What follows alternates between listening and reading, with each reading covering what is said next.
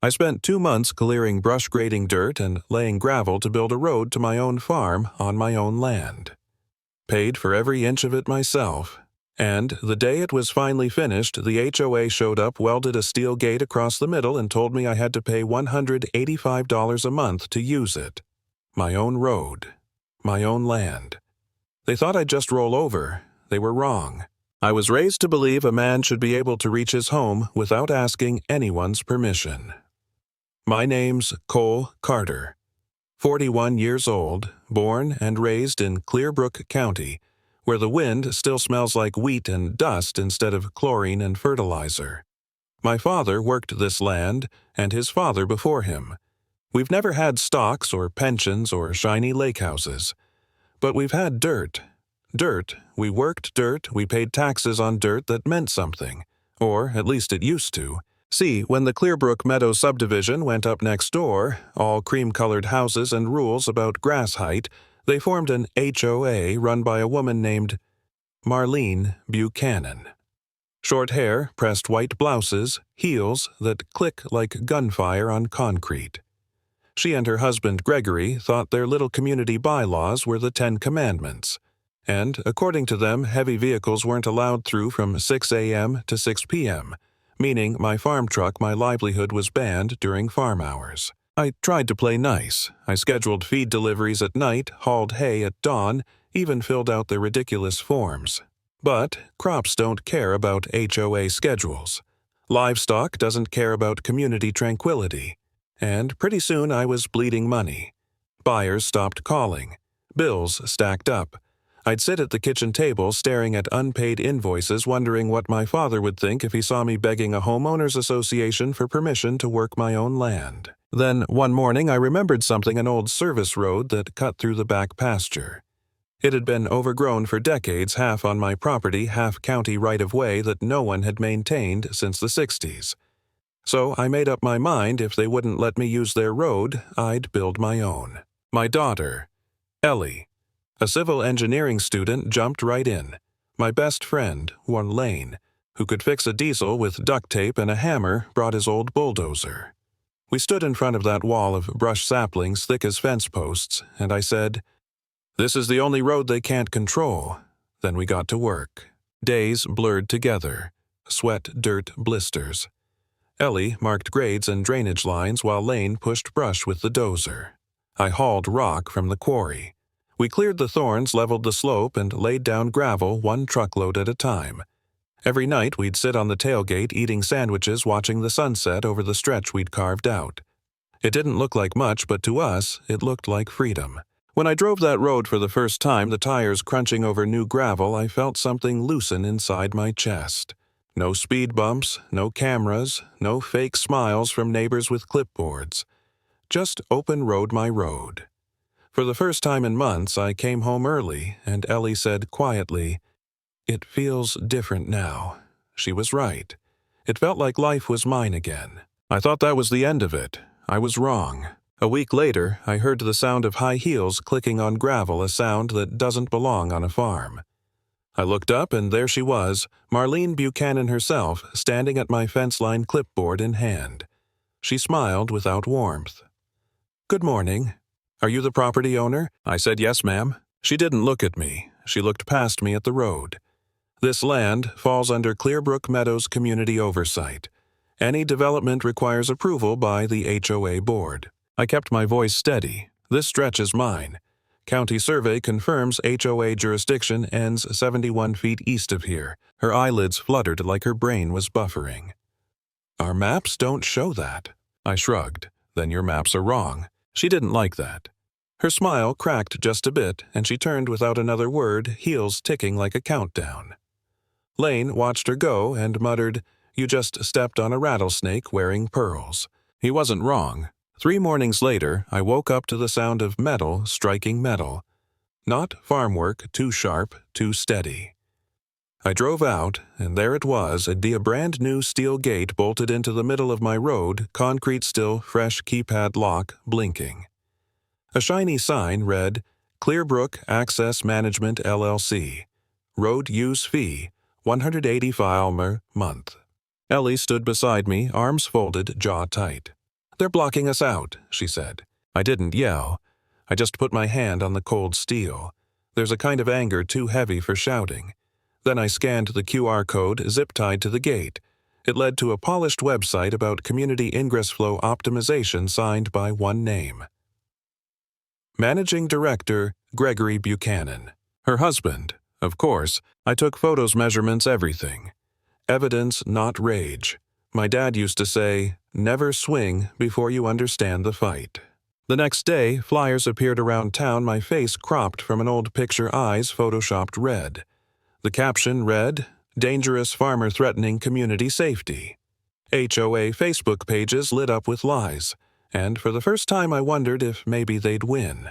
That night I sat at my kitchen table surrounded by paperwork and silence. Ellie's laptop hummed.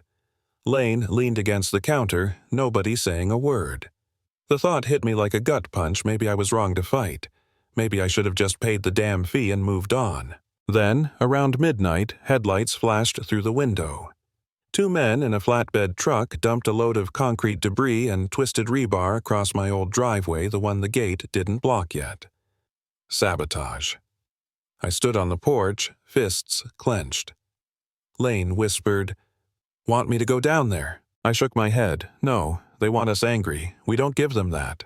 When dawn came, I started the tractor and cleared the mess myself. Bucket up, dump, repeat. Sweat burned my eyes. Rage isn't always loud, it's work. When the last rock was gone, Ellie laid a hand on my arm. "They're trying to make us tired," she said. I nodded. Yeah, because tired people stop fighting. But I wasn't tired, not anymore. That afternoon I called Grace Holloway. She wasn't your typical lawyer, silver hair, old boots voice like a chainsaw through red tape. When she showed up, she didn't waste time on small talk, just said, "Show me everything." We laid out the maps, the deeds, the screenshots. She studied in silence, then looked at me and said, "They have no jurisdiction here. The easement's public. You didn't build a road, you restored one, which means the law's on your side." Then she started writing. "Cease and desist. Unlawful obstruction of public access. Misuse of HOA funds." When she finished, she looked at me dead in the eye. "Don't flinch. They'll get louder before they get weaker." She was right. A few days later, Ellie posted a short video, just a slow pan of the steel gate, the sign, the price. Caption: "They blocked the road to our farm. No ranting, no hashtags. Just the truth." Within 24 hours, it went viral. Farmers, truckers, small-town folks all over the state shared it. Someone even dug up the LLC's registration showing Gregory's name. Then came the message that changed everything. A grocery bag on our gatepost.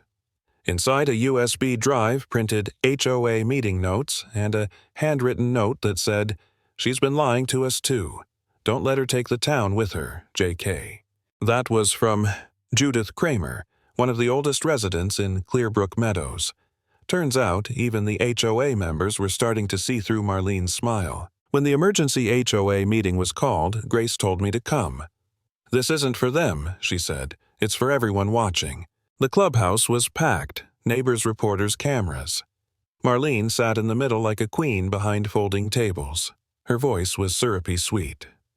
"This meeting is about public safety," she said, showing slides of my road-colored red and shaded over as community property. Grace stood up, calm as ever. "Actually," she said, "the county surveyor confirmed the HOA boundary ends 71 feet before that road." The room rippled with whispers. Grace walked forward, laid a document on the table. "And here's the denied reclassification request filed by Clearbrook Access Management, LLC, signed by your husband, rejected the same day." One of the board members frowned. "Marlene, we never voted on that." Grace wasn't done. She held up another paper. "This LLC received HOA funds without board approval. You used community money to build a gate on land you don't own." The murmurs turned into an uproar. Judith Kramer's voice rose from the back. "She hasn't even been a legal president for 2 years." Marlene slammed the gavel, but it didn't matter. Authority only works when people believe in it, and no one in that room did anymore. The board voted right there. 5-1. Marlene Buchanan was removed as HOA president. It wasn't loud, it wasn't triumphant, just final. A week later, we were in court. Grace stood tall, steady, surgical. The opposing lawyer's slick suits, perfect hair tried to spin it as a misunderstanding. The gate was installed for safety, they said. Grace slid 3 documents across the table. County map, denied reclassification, LLC registration under the defendant's spouse. Then she handed over the killer blow, a memo from the HOA planning notes. Restrict road access to pressure sale of Carter property. The judge read it twice, then looked up. The gate is to be removed within 72 hours at the expense of Clearbrook Access Management, LLC. The HOA is barred from jurisdiction.